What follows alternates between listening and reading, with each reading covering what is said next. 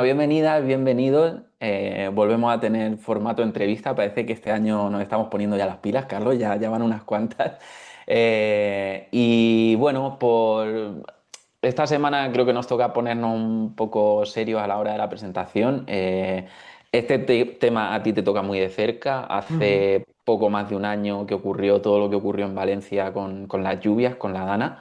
Y esta semana nos toca hablar con otra persona de Valencia que nos va a contar. Bueno, si quieres, cuéntanos tú un poco con quién vamos a Sí, hablar. vale, pues sí, bueno, la verdad que esta entrevista nos la hemos pensado un poco, igual alargamos un poco la presentación, pero es necesario. Le- Se ha alargado un poco en el tiempo porque tampoco teníamos claro si poderla hacer, porque no queríamos entrar en temas eh, pues como de pena o de lástima y tal, pero creo que era necesario y más en un canal en el que hablamos de perros. Hemos entrevistado a Héctor del Moral. Héctor tiene un proyecto bastante grande que viene a raíz de la Dana. Y bueno, en la entrevista nos contará qué es lo que ocurrió en aquella época, en aquel momento y en aquellos días después de la tromba de agua, de todo lo que se hizo con el tema de los perros perdidos, rescates de perros de protectoras y demás. Y aparte, él ahora tiene un proyecto muy interesante, muy laborioso y que, bueno, que emocionalmente también tiene mucha carga porque tiene a bastantes perros de aquel momento que se quedaron en su casa.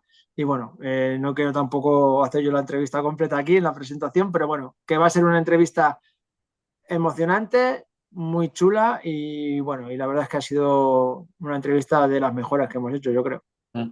Sí, totalmente. Pues nada, chicos, en breve, Héctor del Moral. Muy buenas. Qué raro que hoy esté yo presentando, que esté presentando las entrevistas de Ser de Perros o de Perreros Pensantes, como lo queramos llamar. Bueno, aquí tenemos a Pablo, no sé, yo señalo por aquí, no lo sé. Y hoy tenemos un invitado especial que no sé si lo estaréis viendo en pantalla, que se llama Héctor, que es de Hola aquí de familia. Cheste. Y hoy queríamos hablar con Héctor. Es casi vecino mío, tenemos un poco de formación y vida que coinciden. Él viene también del grupo Yakun. Y bueno, ¿por qué hemos invitado hoy a Héctor? Muy bien. Vale, pues Héctor tiene un proyecto bastante heavy, bastante grande, que viene todo a raíz de la Dana. ¿Vale? La Dana, sabéis que Cheste, aunque no se nombró mucho, pero Cheste fue una de las poblaciones afectadas. Estamos muy cerquita de lo que es Chiva, con lo cual el Barranco del Pollo o el Barranco de Chiva, como yo siempre digo que se ha llamado toda la vida, pasó bastante cerca, llovió muchísimo aquí, etcétera. Entonces hoy vamos a intentar hacer una cronología de lo que fue aquel día y más ahora que hace un año y unas semanas que pasó todo aquello. Y vamos a hablar con una persona que estuvo viviendo en primera persona todo el tema que hubo del rescate y de los voluntarios que se fueron pidiendo para sacar de las protectoras y de las residencias que estaban destrozadas y reventadas, para sacarlos y pedir voluntarios para que hicieran casas de acogida. Pero antes de entrar ahí, Héctor, por favor, preséntate un poquito, di quién eres y nos metemos ya en harina. Vamos para allá. Muy buenas, pues soy Héctor, dirijo Maican Educación Canina y es un centro de educación donde siempre ha imperado el respeto, el bienestar y la empatía. Y desde siempre también prácticamente el pretender aportar algo a la protección y el bienestar animal, pues conforme lo fuimos viendo. Y un poquitín ese sería un resumen muy resumido. Vale, ¿desde cuándo eres tú educador canino? ¿Cuánto tiempo llevas dedicándote a la educación canina? Vale, yo llevo dedicándome a esto de manera profesional, o sea, donde dejé toda mi vida para centrarme solamente en vivir por y para los perros, pues hace 14 años. 14 años, 14 ahí para va. 15, sí. Hostia, Sí, ahí está. ¿Siempre has sí, estado sí. aquí en Chester? ¿Siempre has estado por esta zona o...? No, yo soy del barrio de Cristo, un barrio Hostia, movilito, y mi juventud, pues fue, y mi infancia fue movilita. vale, pero Eh, ¿a los eh, perros te dedicabas ya en Chester? ¿Siempre te has dedicado a los perros aquí? Aquí, cuando me vine a vivir aquí, sí, cuando di el salto me voy del barrio y me vengo a vivir al campo, desde ese momento prácticamente casi que surgió todo. De hecho, casi que surgió todo desde el momento propio de la formación en Yakun. Ahí, casi sin darme cuenta, en propia formación ya fui practicando mucho, metiéndome y fue dándose prácticamente solo. Sí, ocurre a mucha gente que ha salido de Yakun que no sé qué carajo pasa, pero se te mete algo dentro del cuerpo cuando ves todo aquello y de la mano de José Antonio y te Sí, vas, y te vas envenenando, ¿no? De alguna manera para entrar y dar ese salto. Bueno, que José Antonio es un gran maestro en pegar patadas en el culo a la gente. Tú lo habrás vivido también. sí, sí, Muy sí, sí. bien, pues Héctor, cronología. A ver, llega el día 29 de octubre de 2024. Aquí empieza a llover una barbaridad. ¿Cómo empiezas a vivir todo aquel momento? O sea, ¿cómo empiezas a vivir la tarde del 24 cuando empezó aquí a llover a mares? ¿Qué sensaciones empezabas a tener tú cuando ocurría todo esto? Pues mira, para mí empezó también un poquitín antes, voy a poner un poquitín antes, desde la mañana, porque yo ese día por la mañana me fui al monte con los perros. Salí con los perros, me fui a la montaña, ya iba lloviendo y los perros estaban bastante raros, ¿sabes? O sea, no respondían del todo bien, se me fueron dos perros alejándose y como que la comunicación y había algo que no comprendía del todo, ¿eh? Entre la comunicación que me emitían los perros y yo, y es como, "Ño, esto es extraño, ¿vale? Y aparte, ahí en ese momento ya crucé el barranco este, que está lo de la heladería, lo que se acaba de reconstruir el puente, y ya el barranco venía cargadísimo de agua, muy cargado, muy cargado. Y yo ahí pues ya llamé a mi padre y dije, esto es raro, no hace falta que vengas por la tarde a currar, mi padre me ayuda. Y nada, vamos a escondernos. Y aún así... por la mañana yo con quien era mi pareja entonces y a mi padre le dije que por la tarde volvería a ir al monte, pero bueno, voy al monte porque en el monte tenemos un terreno que hubiera significado el futuro centro. O sea, ahora tendríamos que estar desarrollando lo que estamos desarrollando aquí, tendríamos que estar desarrollándolo en la Sierra de Chiva, teníamos una parcela de 22.000 metros cuadrados que fue dañada por la dana. Entonces yo por la mañana venía de ver esa parcela para ver cómo caían las lluvias, cómo influía la naturaleza en el terreno, porque íbamos ya a prepararnos para construir. Y quedé con mi expareja y con mi padre de que por la tarde iba a volver a ir al barranco porque quería ver cómo llovía y por dónde hacían daño las lluvias y demás. O sea, una imaginación mía. Total, que esa es la última información que tienen mis seres queridos antes de que venga toda la tormenta gorda, tarde, noche, se vaya toda la comunicación y estemos varios días sin comunicación.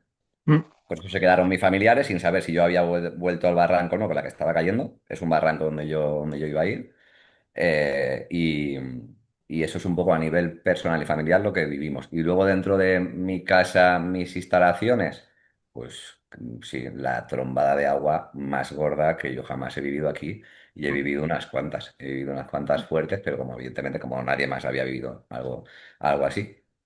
Aquí tuvimos la suerte de que no sufrimos daños reales o graves, y más luego viendo lo que vimos. Entonces, claro, a mí me cayó mucha agua, por suerte yo tengo mi parcela en desniveles y con bancales también, con terraza para filtrando el agua va cayendo, y tanto la infraestructura de los perros de cheniles y almacenes y mi propia casa está como a unos 20-30 centímetros de altura con el suelo de la tierra. Entonces como que el agua caía. Me hizo una brecha, me movió varios vallados de chapa y poquito más.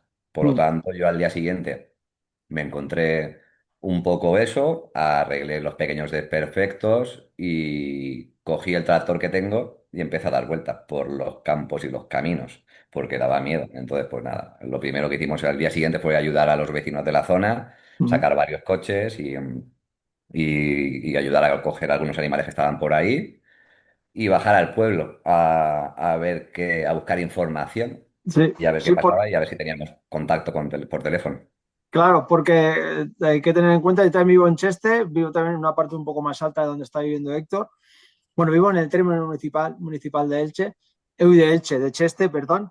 Y lo que está contando es curioso, porque después de toda esa tromba de agua, no sé si te pasó, que a mí me ocurrió, fue ese vacío informativo, ese momento que se fue la luz, se fue el internet y yo no me enteraba de nada. Yo soy de Paiporta Y claro, yo no tenía ni idea, pero ni idea de lo que estaba pasando. Gente intentando poner en contacto conmigo y demás. Bueno, y la verdad es que fue muy, muy chocante. No sé si te ocurrió a ti, Héctor, pero fue muy chocante ese vacío informativo.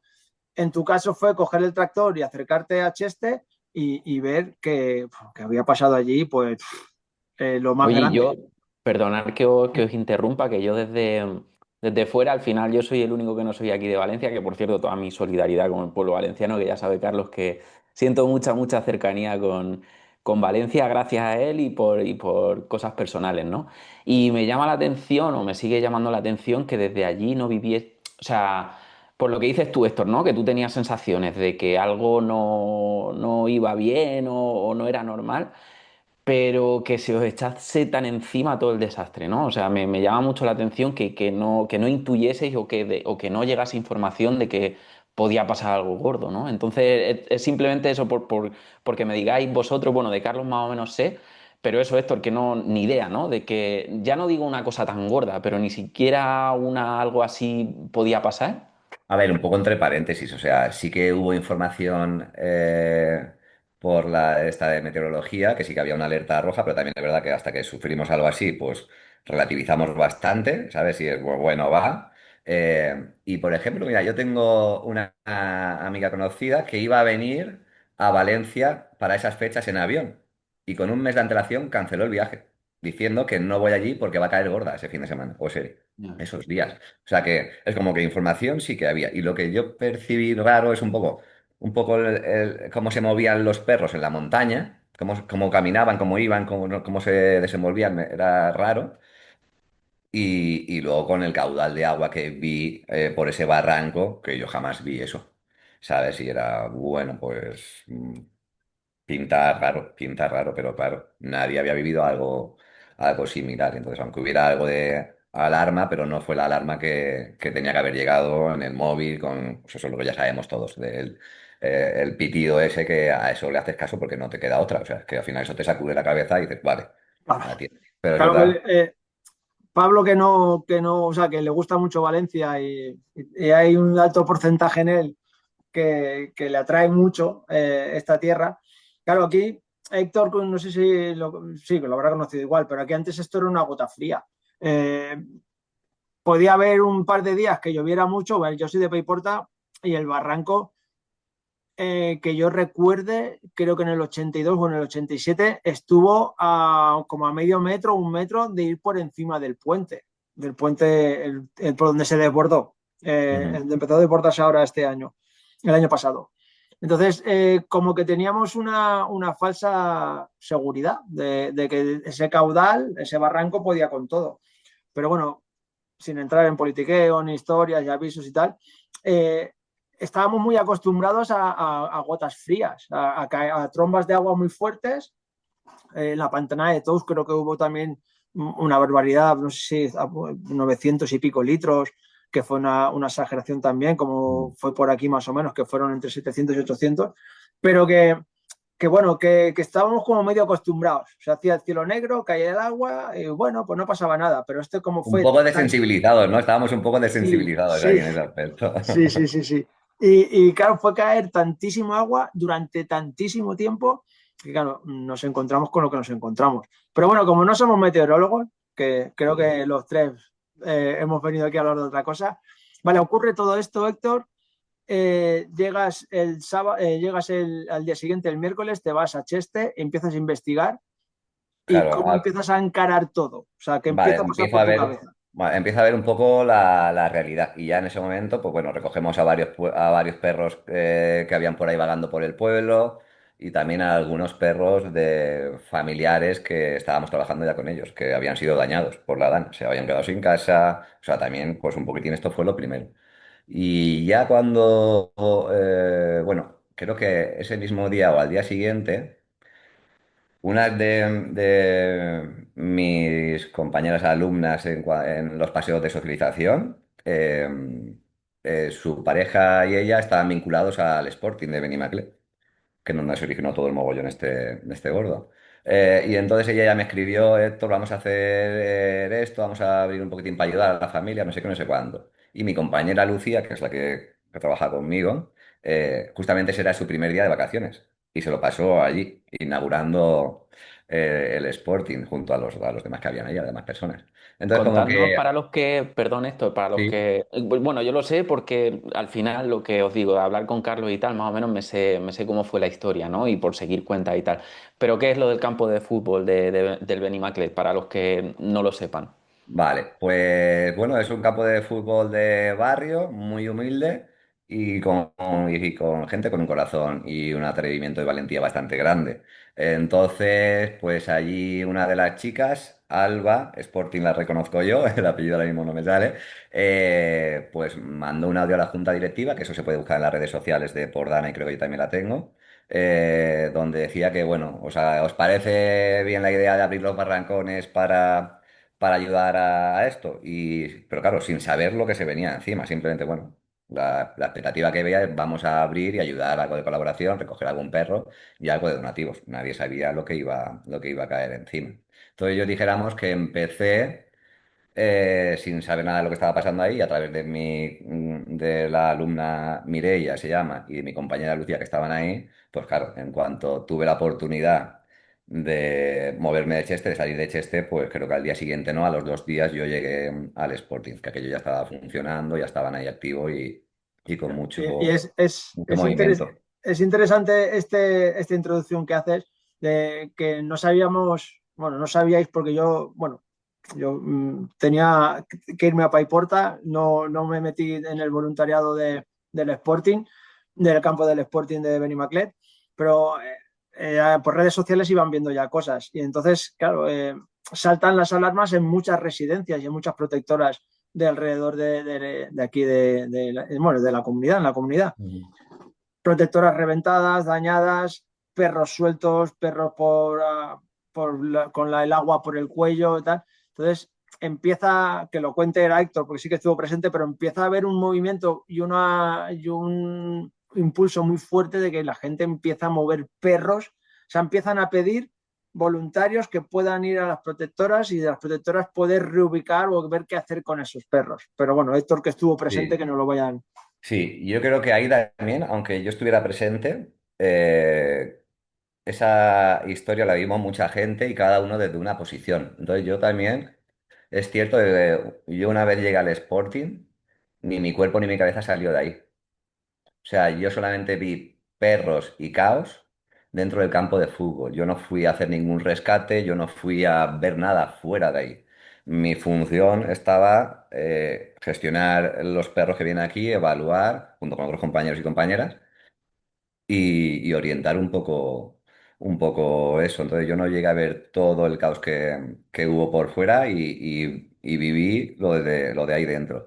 Y ahí sí que el primer día yo no estuve, pero mi compañera sí que estaba y me iba contando, pues sí, se fue dando estructura y forma dentro del campo, pues como para hacer un circuito y al final se iban dando cuenta de las necesidades que habían, pues se iba haciendo un departamento y unas mesas para recoger formularios de posibles familias de acogida, tema de donativos y demás. Ya te digo, yo no estuve tanto en ese proceso de crear la infraestructura que se fue dando también de forma orgánica y según iban apareciendo voluntarios con habilidades y capacidades específicas, pues entonces ahí se iba desarrollando. Y ya te digo, yo mi función era perros, perros, perros, perros, perros, hacer perfil de perros y hacer perfil para familias, para esos compatibles, para esos perros, por lo menos para ese tiempo de crisis. ¿Llegasteis a saber cuántos perros pasaron por allí, por el campo? Sí, está todo registrado. Entonces, tirando de memoria y sin que nos aferremos al número como si en tal, porque puede que falle, y te estoy hablando de números del origen, que podían haber algún fallo donde hubiera algún perro Mm. repetido o lo que sea. En cuanto a perros, estábamos rondando los 380 perros rescatados que pisaron el campo de fútbol del Sporting de Benimaclet. Ya ves. Entonces, allí la función que se realizó también. Es que, bueno, ahí no habían infraestructuras que soportaran todos los animales que recogí, que llegaban, porque ahí, claro, llegó un momento donde no solamente era ir a localizar esos perros que nos avisaban por llamada y mensajes de alerta y de tal, donde habían personas encargadas de gestionar esa información y había otras personas encargadas de con los vehículos ir a buscar eso. Sino que también, claro, vimos que Modepran Carlet acabó arrasada, más de 100 perros por ahí eh, esparramas por la calle, y luego creo que también la residencia Cencabal en Aldaya, que está cerca también del Barranco, de Albonaire y demás, un centro comercial, también quedó totalmente arrasada. Entonces, por ejemplo, sé que de ahí creo que vinieron de Modepran entre 80 y 100 perros, se cogieron de Modepran y pasaron por el Sporting. Y de Cencabal unos 40-42. Son números que ya te digo, estaban en un Excel y estoy hablando un poco de memoria y puede que varíe, pero un poco eso. Y el resto de perros eran entre errantes y dejados de la mano de Dios. Creo recordar también de memoria que perros de familia con chip, en el total de 380 o 88 perros, que es lo que yo tengo por ahí registrado, habían entre 50 y 60 perros con chip familiares. Claro, Luego el resto no, el resto nada. Yo te diría que hubieron varios días que rondando los 80 o 100 perros que recibimos, lo recibimos viendo sufrimiento y unas condiciones de abandono. claro, Y eso, pues bueno, ahora mismo tampoco me atrevo a decir de dónde venían, pero posiblemente vinieran de alguna de las residencias o protectoras ya. formales y con mucho valor en Valencia. Sí, sí, bueno, sí, bueno, habrían, bueno, sí, podemos hablar de más, pero bueno, sí, sí, ya sabemos que, a ver, que si queremos ser amables, hay protectoras que no llegan a todo, No pueden, aunque quieran, pero bueno, vamos a imposible. dejarlo ahí, Sí, sí, no se puede. porque no, no es cuestión tampoco de, no, no te hemos llamado para esto, Héctor, No, sabemos más claro, o menos que, y en todos lados cuecen habas, porque Pablo claro. también tiene experiencias en protectoras en Murcia y ojito, y Tal cual, ojito, si no, no vamos a meternos en eso, que al final cada uno con lo que tenemos efectivamente. hacemos lo que podemos y sabemos. Bueno, y Sí, luego voy un poco hilando. La cuestión está en que lo que atendíamos durante el día y recibíamos durante el día, teníamos que encontrar salida durante el día. O sea, ese era el hándicap. O sea, si hubo un día de 80 perros recibidos, se tenían que encontrar casa de acogida o lo que fuera de acogida, otros centros, otras protectoras, otros tal de acogida, temporal. Empezamos pidiendo un mínimo de 3 meses, que era lo que consideramos para tener cierta estabilidad y cierto tiempo de manejo. Que 3 meses ya hemos comprobado que es una mierda. O sea, es que no llegamos a nada. O sea, pero es como un poco lo que pedimos y luego al final pues nos valía lo que sea. En tal de que no estuviera una persona durmiendo en el suelo a la intemperie con un perro o a que acabara en un transportín de mala forma por ahí, pues bueno, pues si venía una persona voluntaria y se llevaba al perro a pasar la noche a su casa y mañana al día siguiente lo traía al campo de fútbol para ver si tenía más suerte, pues al final teníamos que hacer eso. Tuvimos la suerte de tener otras protectoras colaboradoras también que nos echaron un cable.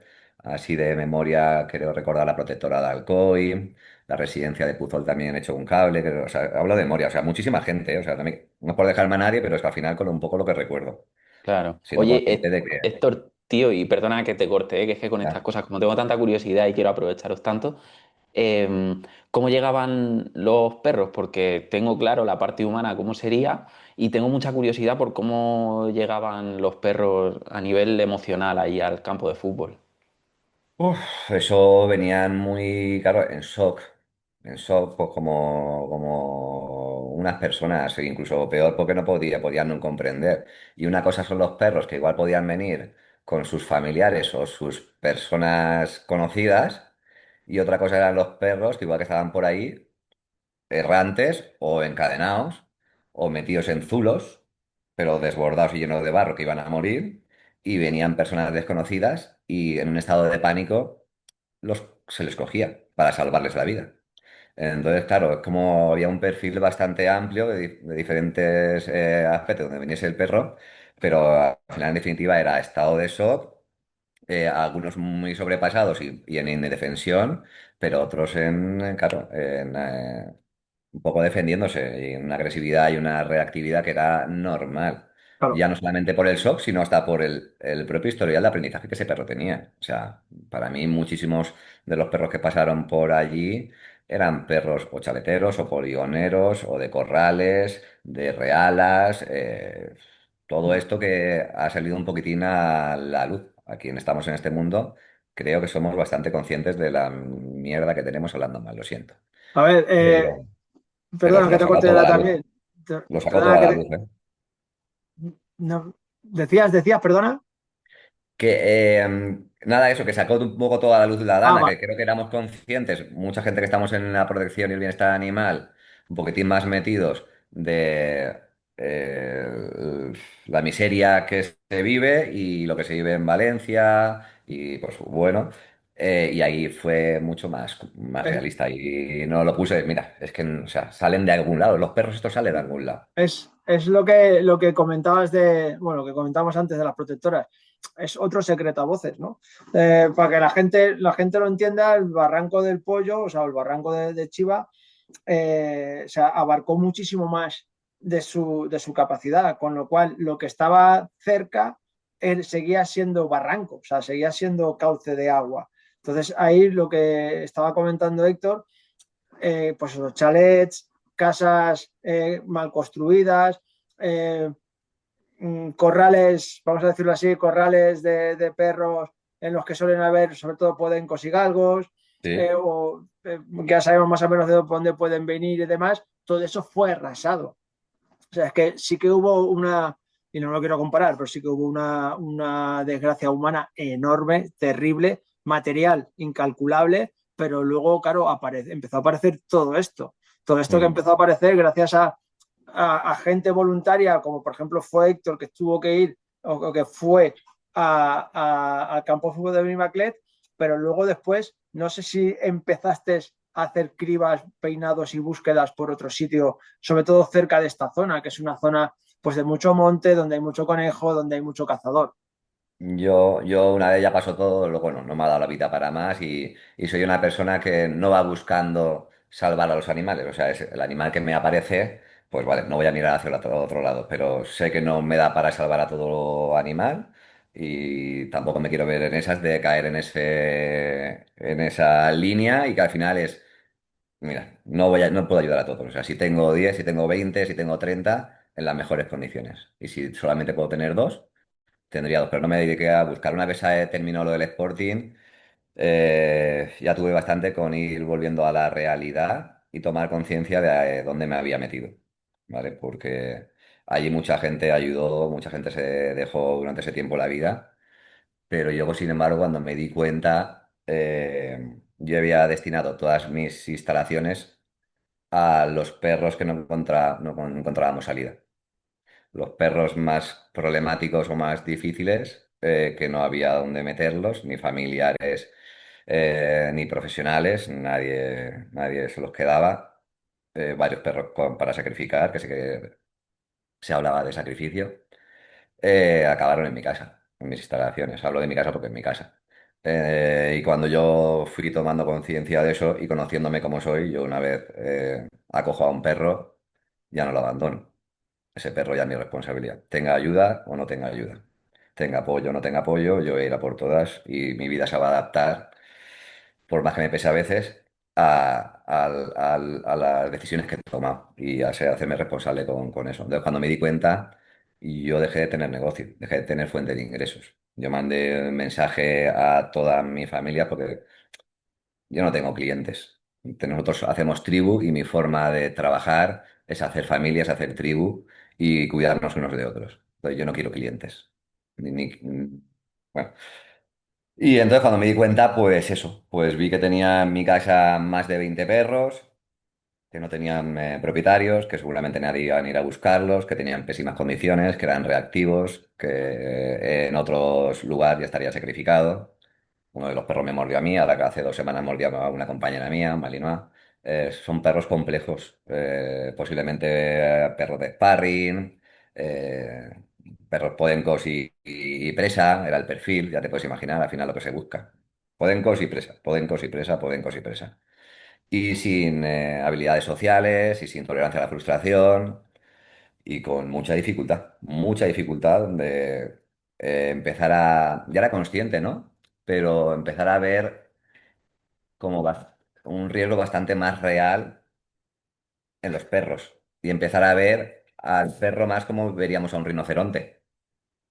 ¿Sabes lo que te quiero decir? Es, oye, Mm. cuidado que esto es serio. Y donde estamos acostumbrados a trabajar con perros de familia y con perros de protectoras o rescatados, y con perros con problemas más o menos grave, diría, pero en estas condiciones, en este estado de shock, de reactividad, de faltas de hábitos sociales, de faltas de hábitos familiares, y juntar en una parcela, que por aquel entonces yo mi parcela era más pequeñita, en 3.000 metros a 6 7 perros que están acostumbrados a solamente agredir a perros sin discriminar machos, hembras, cachorros, nada, da igual, eso era agresión y agresión. Y agredir a personas, pues claro, es como que o esto empieza a hacerse denso, esto empieza a ser serio y me veo la obligación de ir pasos más allá. Me veo la obligación de preparar un proyecto y de preparar algo serio y es donde me vi también en la tesitura de, vale, pues lo que iba a hacer en Chiva, en mi terreno, que estaba previsto para marzo de 2025. En 2025 yo ya iba a empezar allí el vallado y a trabajar. Y entonces decidí que tenía que hacerlo alrededor de mi casa, aunque eso supusiera otros cuantos años más sin hogar para un ser humano que quiere empezar a hacer vida de ser humano. ¿Sabes? Y no de animal solo. Llevo 14 años siendo animal y viviendo entre animales y sintiéndome un animal y es como que estaba preparándome. Ya estoy igual entrando más en cosas personales, ¿eh? O sea, que me podéis No, desviar está y parar bien, en no cualquier pasa nada. momento. En cualquier momento. Total, que eso, que con este perfil de perros y de situación, nada, me vi que había que hacer el proyecto y que todo lo que tenía en la cabeza pensado y planificado para otro lugar, otro entorno y de otra forma, iba a tener que ser ejecutado y llevado. Ahora, sin tiempo, sin márgenes, con todo empantanado al alrededor. ¿Sabes? No habían albañiles ya disponibles, no habían camiones, no habían máquinas, era todo mucho más difícil. Y con todos los perros en mis instalaciones, en mi casa, donde Yo, pues, ha sido complejo y duro, ¿eh? Y sigue siendo. claro, por un lado, sí que me gustaría retomar una reflexión que ha hecho que yo creo que es súper interesante, porque hace poquito tuvimos aquí a Salima, que es una chica que vive en Tánger, que tiene un proyecto allí con todo el tema de las matanzas de perros y tal. Y muchas veces desde España parece que miramos con superioridad la situación en Marruecos de cómo están los perros. Y es lo que dices tú, ¿no? Vosotros ahí en Valencia os habéis dado de bruces con una realidad que está ahí, que muchas veces nosotros no vemos, que está oculta, pero que está ahí y tiene mucho que ver en cómo viven los perros en nuestro país en determinados sectores, ¿no? Todo esto de perros de pelea, perros de caza, todo el tema de las realas. Sabemos que está ahí, pero como no lo vemos, ¿sabes? No es lo mismo que estar viendo cómo le pegan tiros a los perros por las Mm. calles de Marruecos. Y una pequeña reflexión que creo que es súper interesante y que me parece muy interesante para los que no hemos vivido eso en Valencia, que sabemos que está ahí y lo duro que puede ser. Y luego, por otra parte, que todo eso también me lleva a otra pequeña reflexión, es cómo tienes que estar tú, ¿no, Héctor? Después de todo eso. Yo honestamente sin conocerte, porque no te conozco. Pero mi sensación, te veo cansado de, o sea, cuando hablas de eso, como que te noto cansado, ¿sabes? De decir, hostia, ha tenido que ser muy duro, tío. Ha sido muy duro, o sea, ha sacudido mi vida. De hecho, antes, he estado muy tranquilo, de hecho no he hablado con ninguno de vosotros antes de esto, no nos conocemos directamente. Y justo cuando hemos empezado y habéis empezado a hablar de que hace un año, se me ha subido todo y he empezado como a tener cierto vértigo y cierta sensación de, ¡guau! Todavía muy gordo. Y muy duro porque mi vida es sacudida por completo. Al final entré personalmente en un estado de disociación, enajenación mental, se dispararon ciertas tendencias y condiciones de mi propia estructura mental, ¿vale? Pues bueno, ahora el tema este es un poco moderno, pero del TDAH, alta capacidad y no sé qué, pues bueno, es como que yo también sometido a ese nivel de estrés se dispararon ciertas cosas que, bueno, que no era del todo consciente por dónde estaba yendo, o sí, ¿sabes? Pero estaba a modo ejecución, ejecución. Y pues también, claro, con todos los animales aquí, recibiendo aquí donativos. A mucha gente que no sabía dónde ir y al final acababan viniendo a mi casa a conocer lo que estábamos haciendo y dónde vivían esos perros que nadie quería y cómo se estaba viviendo aquí. Yo, de ser una persona ermitaña, de no ser capaz de vivir con mi propia pareja, a acabar viviendo hasta el día de hoy rodeado de gente en mi casa. de voluntarios, de compañeros de trabajo, y es, bueno, el estudio ocupado, el gimnasio ocupado, la habitación de invitados ocupada y sin vida. Entonces, sí que hablo agotado, ya estaba agotado antes de esto, pero esto ha sido la bomba. Y bueno, pues porque es un propósito también y quizá un sueño que lleva arrastrando desde hace muchos años. O sea, esto no se originó con la Dana, Carlos, antes me has dicho como que... Y en mí no se originó con la Dana. La Dana fue la hostia que me hizo es, esto ya está. Pues toca ahora y toca ahora, ¿sabes? El universo, tú tenías otra historia, pero mira, el universo va por aquí, ¿sabes? Y entonces o lo coges o te apartas. Pues no me quedó otra que cogerlo porque ya yo fui también ahí a por los perros. Pero durillo y a día de hoy sigue siendo duro. Todavía estamos en proceso como de construcción de unas instalaciones. Yo venía de ser algo para mí pequeñito, sin aspiraciones a ser ni conocido ni llegar a todo el mundo, sino trabajar, que mi estilo de vida y mi filosofía de vida me alimentara y me hiciera sentir la conciencia tranquila de que había venido a esta vida y a este mundo, que podía aportar algo y devolverle a los perros algo que a mí en su día me dieron, ¿no? Es como que yo me siento en deuda con los perros, siempre empecé por esto. Y bueno, en esas estamos, todavía como ahora construyendo un centro. Y entonces ahora Puedes, estamos formalizando todo, ¿eh? Ahora estamos formalizando todo y pues bueno, intentando crear un centro.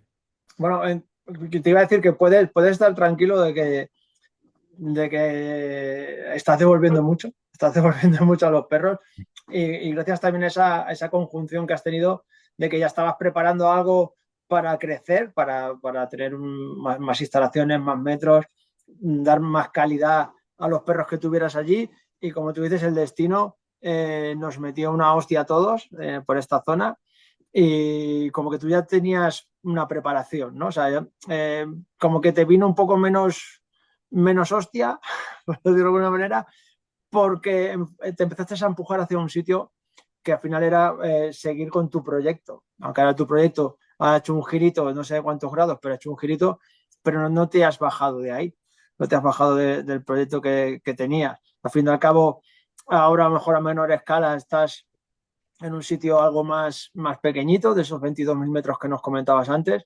Pero bueno, tío, yo te felicito porque esos días, esas semanas, esos meses fueron muy complicados para toda la gente que estábamos por aquí, tanto a nivel emocional, por familiares, por población, por toda la destroza que se veía, por todo lo que estábamos viendo y viviendo. Y bueno, y por todo ese abandono que sentimos por aquí, pero aparte, los que estuvisteis por allí, por Benimaclet, y lo que estuvisteis moviéndoos con los perros y demás, eh, claro, ver no es una herramienta, pero ver pacientes, voy a llamarlo así, pacientes que son los perros, verlo cómo estaban sufriendo y luego encima darte otro bofetón de realidad. Y es que no solamente hay problemas, como decía Pablo antes o decías tú, no solamente hay problemas con los perritos de casa y de las familias, sino que de repente, aparte de los perros que vinieron de las protectoras, había un perfil de perro ya no venían tocados de lo que estaban viviendo por la tromba de agua, sino que venían tocados de mucho antes. Y esto lo que les hizo fue tocarlos más, reventarlos más y meterlos en un pozo más profundo. Y esos 20 o 15, 20 perros que te has llevado a toda tu casa, pues Héctor, les estás dando ya no una segunda oportunidad, sino una vida nueva, tío. O sea que enhorabuena, tío. Pues muchas gracias, gracias, gracias. Viene bien también. Bueno, y que iba a comentar, después de todo, volvemos un poco atrás y ahora entraremos, nos vas a especificar un poco más lo de, pero cuando acaba todo, bueno, acaba, que nunca se acaba, pero cuando salisteis todos y más o menos colocasteis a todos los perros, entre comillas, pero que se Mm. colocaron todos los perros en el campo de fútbol, ¿cómo fueron los días después? O sea, ¿descansasteis mentalmente o entrasteis en un bucle peor? Claro, ¿Tuvisteis que tirar de alguna ayuda o algo? claro. Coméntanos, tío. Yo no, yo personalmente no descansé, yo personalmente no he descansado todavía. Esa es la realidad. Entonces, claro, ahí hubo como la acción que se originó en el Sporting y que duró esos 11 días, pero luego hubo más. Por eso te digo, es claro, yo te puedo contar lo que yo he vivido. ¿Sabes? Entonces, lo que yo viví es que después del Sporting me vino encima toda la visión de responsabilidad de dónde me he metido y de empezar a planificar aumento de infraestructura, negociar con terrenos, ver, contabilizar tiempos, cuándo iba a volver a poder recuperar yo mi normalidad, cuántos fondos me quedaban si me metía para sostener esto. Empecé a buscar apoyo, empezaron a venir personas a conocerme a casa y lo que estábamos haciendo y obtuvimos y hemos obtenido también, por suerte, ayuda y gente que ha creído en el proyecto y en lo que veníamos haciendo, no solamente ahora, sino ya de antes. Pero yo te puedo decir que hoy es hoy es el primer día libre que tengo en 60 días, en los últimos 60 días hoy. Y estoy ahora mismo aquí grabando, o sea que es como que, Pues, ¿sabes? Pero no, en mi caso no ha habido todavía un descanso, porque fue una agitación tras otra, una agitación y solventar un problema para otro y negociaciones. Yo, una persona ermitaña, como digo, o sea, a días de tener 700 mensajes, llamadas, 900, no podía atender a hablar en gobierno, reuniones con el señor, ya no me acuerdo ni cómo se llamaba, el de bienestar animal y toda esta gente, o sea, es como reuniones y reuniones para intentar buscar soluciones para los perros y buscar soluciones para lo que yo estaba viviendo aquí y luego empecé a buscar aliados para el propósito que yo tenía. Yo ya llevaba años donde mi proyecto y mi objetivo era crear y dejar un espacio seguro para los animales y duradero en el tiempo, que pueda existir conmigo o sin mí. O sea, esto es algo que yo estaba en mi propósito de hace muchos años.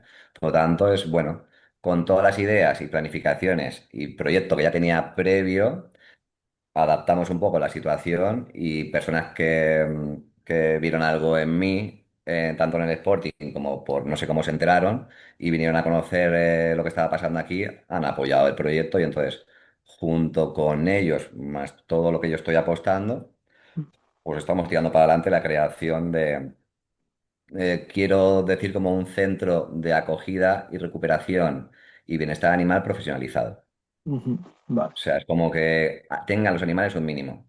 Mm, Y sí, entendemos que las protectoras hacen lo que pueden, sin embargo, vamos a buscar ir un paso más allá y vamos a empezar a mostrar qué nivel de compromiso y de exigencia y de formación y de conocimientos y de infraestructuras hacen falta para tener a los perros en buenas condiciones y sobre todo a los perros que posiblemente van a morir en un espacio confinado, ¿sabes? Porque, bueno, hay perros que se pueden adoptar, pueden tardar más o menos, son perros adoptables, pero hay otros perros que no, que sabemos que van a morir con nosotros.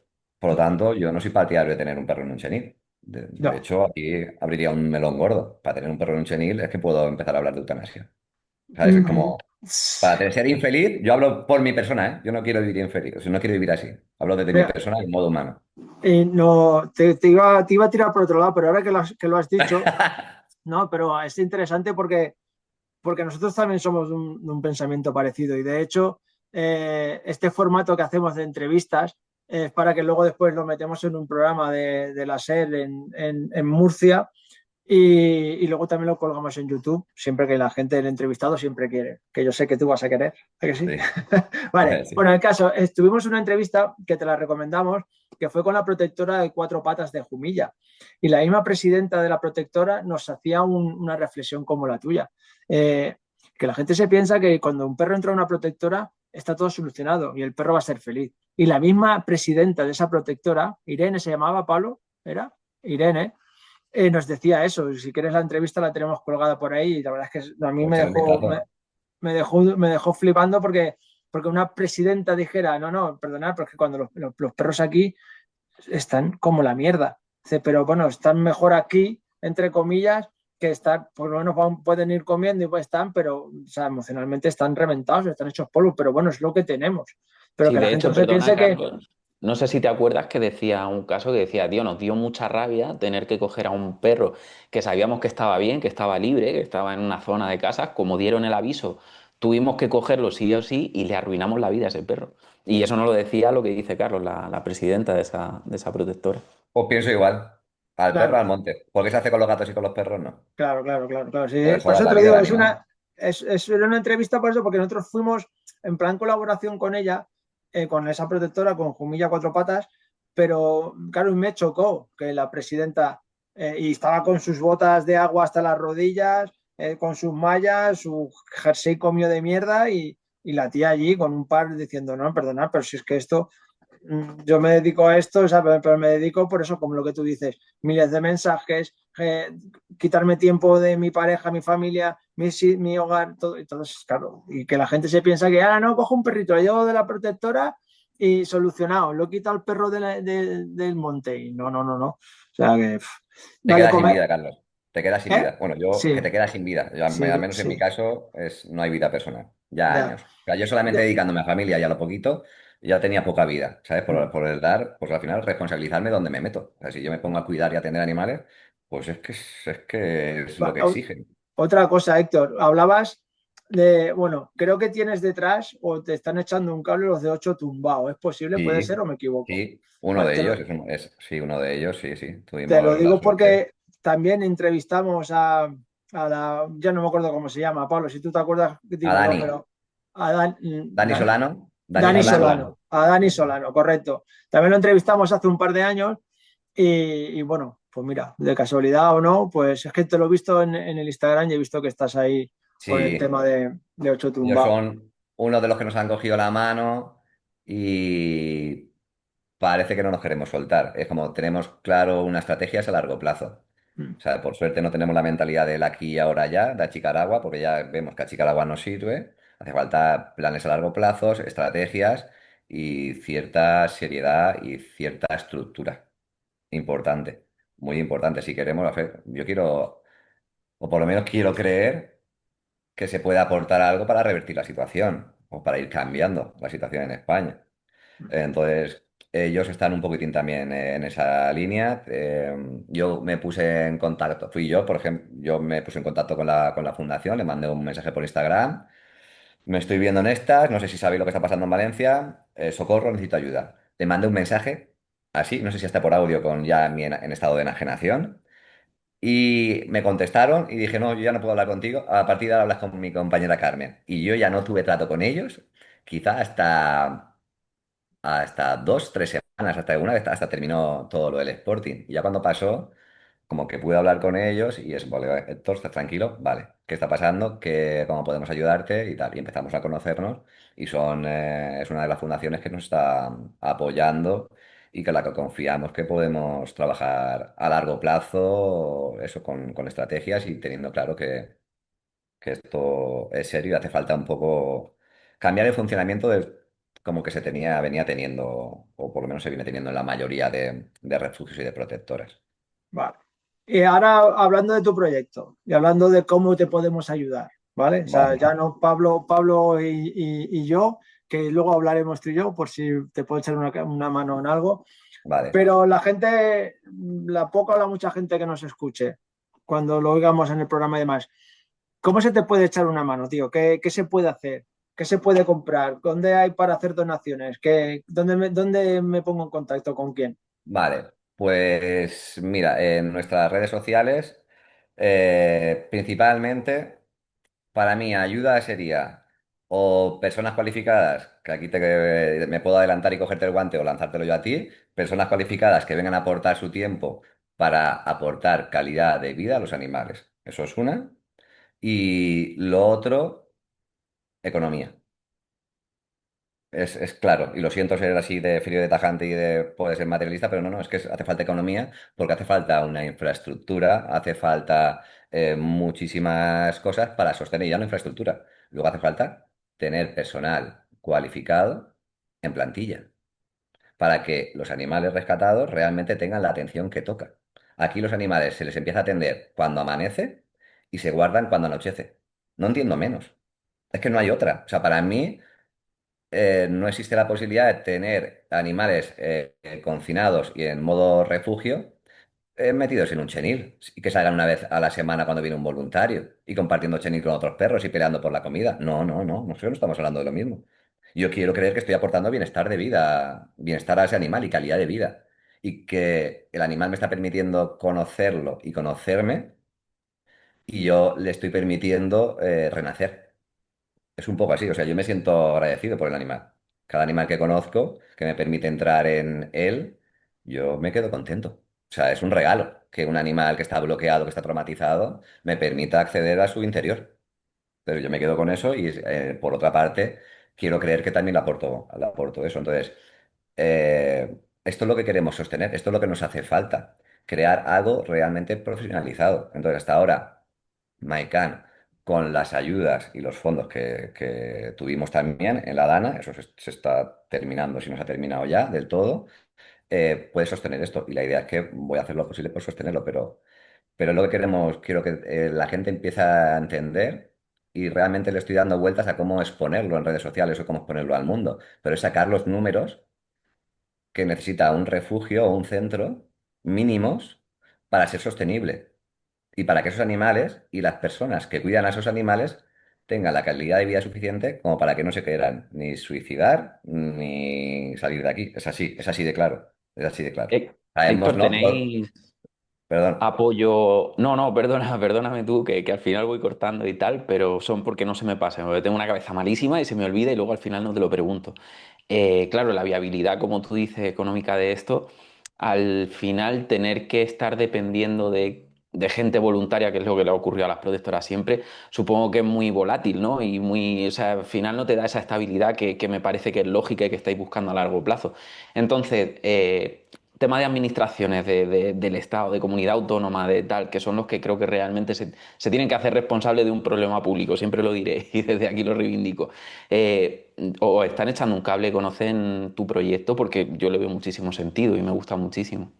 Pues nos están echando un cable, o sea, Cheste y Chiva conocen mi proyecto y Albal también porque tengo un miembro de la tribu, cliente, miembro de la tribu, pues bueno, que tengo trato con él y está dentro de ayuntamiento, de gobierno, de por ahí, bueno, un poco un politiqueo. Y sobre todo Cheste y Chiva, porque es que yo me he criado aquí, llevo 14 años desarrollándome aquí, entonces ya conocían lo que venía haciendo y me han ido dando facilidades. Y ahora en este momento también me han dado bastantes facilidades de, vale, Héctor, sabemos quién eres, lo que estás haciendo y lo que vienes haciendo.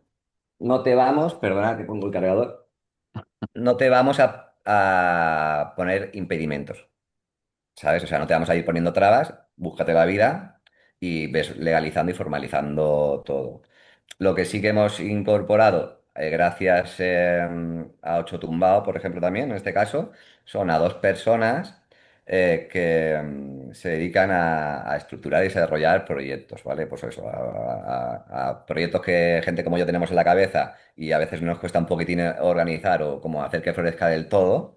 Pues bueno, Ocho Tumbao nos ha puesto a dos personas para ir desarrollando mejor esto y ir pues puliéndolo y poder presentar, no sé en cuánto tiempo, pero la idea será a partir del 26 poder empezar a presentar este proyecto a otros lugares y a poder acceder a ciertas subvenciones. Hasta ahora... Yo siempre he confiado en mi trabajo para tirar para adelante. Porque o sea, no quiero, no me gusta depender de nadie. No me gusta depender de la inseguridad de los voluntarios, de la incertidumbre, de que ahora me dan 5 euros y mañana no. Entonces, hasta ahora creo en mi trabajo y que eso es lo que ha hecho llegar hasta aquí. Y luego es verdad que mucha ayuda de mucha gente y de algunas en concreto, estoy viendo que puede hacer posible darle forma real a esto que os estoy contando, que imagino, que creo que muchos imaginamos al final. Es que no es, para quien sabemos de animales y de bienestar en los animales, en este caso los perros, creo que tenemos claro ciertas necesidades y ciertos mínimos. Por lo tanto, no es nada descabellado, es algo bastante realista, honesto y sensato. Incluso si empezamos a hablar más de ramificaciones del proyecto, es un proyecto muy ambicioso y muy bonito, donde se pretende no solamente dar amparo a animales abandonados, sino a personas abandonadas. Es como un trabajo profundo y donde, pues no sé, se pueda demostrar que hay otra forma posible de trabajar y de acompañar a los animales y a las personas y de generar un negocio. Porque al final, quien piense que no hace falta dinero para tener una protectora o cuidar o tener o salvar a un perrito está equivocado. Recoger a un perro de la calle es fácil y casi gratis, pero luego hay otra persona que se queda con ese perro. O sea, recoger a un perro de la calle y dárselo a una protectora o a otra persona que se haga cargo, esa otra persona se está haciendo responsable. Entonces, yo he sido la persona que ha vivido la cara de que me quedo con los perros, por lo tanto, acabo siendo responsable. Tenga ayuda al principio o no la tenga. Y me ha pasado también en muchos casos que he tenido perros que he empezado con cierta ayuda y al cabo de 6 meses, un año, 2 años, con suerte, la ayuda desaparece. Y es normal, y bueno, como no espero tampoco nada más que lo que me caiga está bien, pues bien. Pero no, a día de hoy no tenemos todavía ese, dijéramos, ese apoyo y ese acceso a las ayudas autonómicas o estatales o tal, pero sí que esperamos a poder hacerlo porque es que ahora mismo lo veo casi imprescindible y creo que hasta es justo que si nos ponemos a hacer esto, pues podamos optar a parte del dinero público, que es un poco de todos, y, coño, y hacer posible que estos animales tengan esta calidad de vida.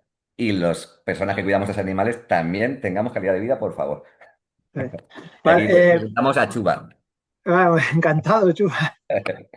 ¿Qué te iba a comentar, Héctor? Vamos a ir acabando, ¿vale? Porque te prometí que iba a ser una hora por no quitarte más tiempo. Y después de Yo, esos, sí, pero sí, por mí, después de Carlos, te ese, aviso. Si quieres, puedes darle, ¿eh? no, Estoy cómodo tranquilo, y bien. tranquilo, no te preocupes. Aparte, Vale. si después de 60 días este es tu primer día libre, no, no tienes que estar aguantándonos, no te preocupes.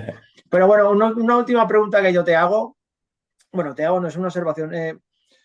Si yo soy un particular y quiero, o sea, tengo la posibilidad de hacer Bizum, donar, comprar algo, tenéis merchandising, tenéis algo que esté relacionado, me imagino que será viendo redes sociales, pero explícanos tú un poco cómo Sí, podemos mira, acceder a eso. pues ahora mismo, bueno, a través de todo el movimiento del Sporting se originó la asociación Por Dana, ¿vale? Que son parte de los voluntarios que estuvimos en el Sporting de Benimaclet, ¿vale? Entonces se constituyó esa asociación para formalizar y también ser otra herramienta y otra pata para sacar adelante estos perros. O sea, los perros que están en mi casa están en mi casa y los estoy cuidando yo, pero hemos obtenido un dinero, unos fondos para poder seguir sosteniendo a esos animales, ¿vale? Eso que quede también claro. Y la Asociación Por Dana, junto conmigo, de una forma u otra somos responsables, ¿vale? Entonces son como ambas partes. Por ejemplo, en merchandising, la Asociación Pordana está haciendo diferentes eventos, ha sacado un libro, un cuento muy chulo también, donde Oliva y Mel, un cuento valenciano, donde bueno, es educativo y didáctico, y ese dinero pues irá para cubrir gastos de los animales que se rescataron en esos días, que vienen de la Dana. También tienen calendarios. Y otra asociación con la que colaboro, se llama Orejotas Felices, también tiene calendarios, ¿vale? Al final, yo como Maican, la tribu del perro en sí, este año no me puedo permitir pensar y hacer mucho más allá que elaborar lo que estoy elaborando. De hecho, hasta esta entrevista me lo planteé y me lo pensé. Sigo sin hacer clases, sigo sin trabajar a nivel personal de acompañamiento. Entonces, como que, bueno, tengo que canalizar mi energía regular y enfocar. Entonces, yo, por ejemplo, Maican tiene un Bizum que se aparece en redes sociales porque no me quiero equivocar, y luego un número de cuenta que si quiere hacer una transferencia. Y luego otra forma de colaborar es a través de Pordana o de Orejotas Felices. Son dos asociaciones de las cuales yo tengo perros a mi cargo en mis instalaciones, en mi casa. Entonces al final es como que una forma de colaborar, ¿vale? Es, donde yo no llego, me siento cómodo, igual moviendo en redes sociales y haciendo ciertas cosas, pues la otra parte sí. Vale, entonces, bueno, os animo a que os metáis en redes sociales y marujéis y sigáis a por Dana. Ahí vais a ver el tema del librito, algunos eventos. Ahora se va a ir a la feria del 15 de noviembre en Manises, ¿vale? También en Orejotas Felices. También colaboro con muchas protectoras. Al final tengo perros aquí de diferentes protectoras. Hay formas de ayudar, ¿vale?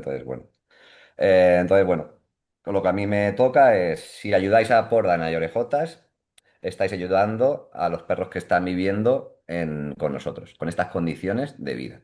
Eso es lo que me puedo asegurar, que esa ayuda viene aquí. Y luego la otra es ayuda directa al Bizum de ONG, de MyCan, la tribu del perro, que no es el Bizum a mi teléfono, es un Bizum ONG donde va una cuenta del proyecto, de la asociación y esos gastos solamente son para temas del proyecto. Veterinarios, pienso, todo lo que conlleve. Empleados, todo lo que conlleve. Todo lo que conlleva mantener y sostener a los animales en buenas condiciones de por vida.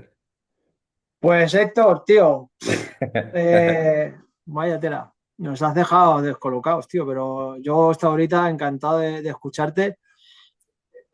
Una lástima, te lo digo de verdad, estando tan cerca que no nos conozcamos personalmente, pero esto creo que se va a solucionar.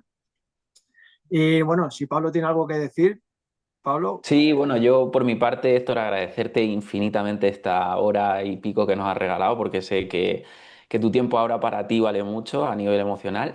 Y por otro lado, tío, animarte a que te cuides tú, porque tienes un proyecto muy bonito, muy interesante y te necesitamos fuerte, tío, para que esto siga adelante. Así que te agradezco muchísimo, todo lo que haces por los perros, por las personas y tal, pero que te tengas en cuenta, tío, que te cuides, que te necesitamos fuerte.